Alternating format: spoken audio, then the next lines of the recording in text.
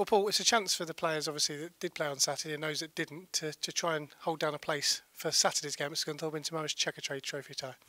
Yeah, well, let's take one game at a time. I know it's a silly old cliche that everybody uses, but you know, we'll concentrate on Brighton. It's important that we bounce back from a disappointing weekend. We've not had too many so far, but that was particularly disappointing. So we need a response. We had a chat to everybody yesterday. It was a positive response in terms of you know, the things we were saying and the things we identified, and we aim to get straight back on the horse and put in a positive performance against what will be a very talented Brighton team. Is it really important to draw a line under the weekend and move on rather than dwelling on it as a coach, as a management team?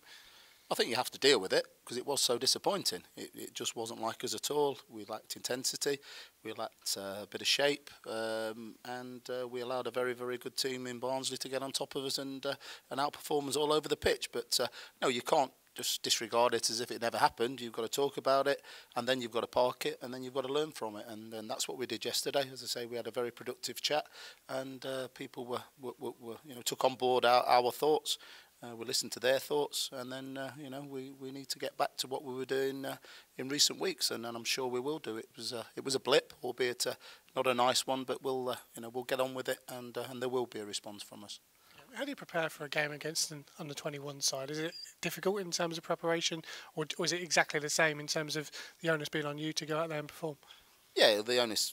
We'll concentrate on ourselves. Obviously, we've got one eye on what they might do, what team they might pick, what shape they might play, but it is obviously a little bit more difficult in terms of we don't know what they're going to be thinking in terms of it's their international break at the moment, blooding younger players, you know, getting senior players back fit, you know, who haven't had game time, etc. So we don't know. It's a little bit of guesswork what they might do. We can obviously look at their shape and their side against Luton in the previous game in the group. So you know, we've got one eye on that. But whatever it'll be, whatever team they perform, they'll be very talented. They've got a very, very talented young coach who we know very well from our Crawley and Boston days. We gave Simon Rusk his first job in coaching, and he's gone on to do a great job. And he's been in and around Brighton's first team coaching the 23s, so it'd be nice to bump into him.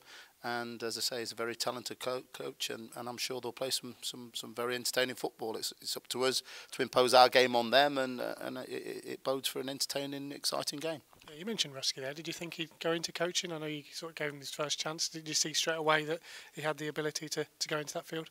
Yeah, he's a confident boy. He's obviously very knowledgeable. He used to ask lots of questions. He wasn't just one that would take on board and agree with everything you said. He'd ask questions and talk through things you were asking him to do. So yeah, he got an intelligent football brain. And as I say, he was somebody we liked as a personality, and it was the right time to try and integrate him into our management team. And as I say, delighted for him that he's gone on to bigger and better things. A few people on the treatment table. Conor O'Malley's been missing for a couple of weeks. He's got an injury at present, I think, and Tyler Denton working his way back. Yeah, Tyler will start full training this week, so that's a big plus for us. He's been a bit of a miss for us in terms of, you know, competition for places down that left-hand side, so it'll be good to get him back in full training.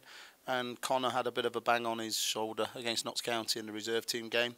Nothing too serious, so hopefully he'll be the same and he'll be training again later in the week as well. So you know, good news on the injury front for those two guys. Just finally, Marcus Maddison limped out with an ankle knock on Saturday. I think his ankle's probably not as bad as first feared, but still a problematic one for tomorrow.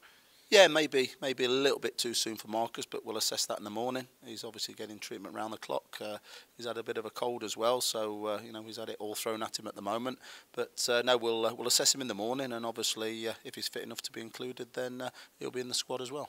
And just finally, lookalike-wise, the gaffer gave you some stick in the recent weeks, so you look like Donald Trump. Is there anybody you want to single out for a lookalike or criticism?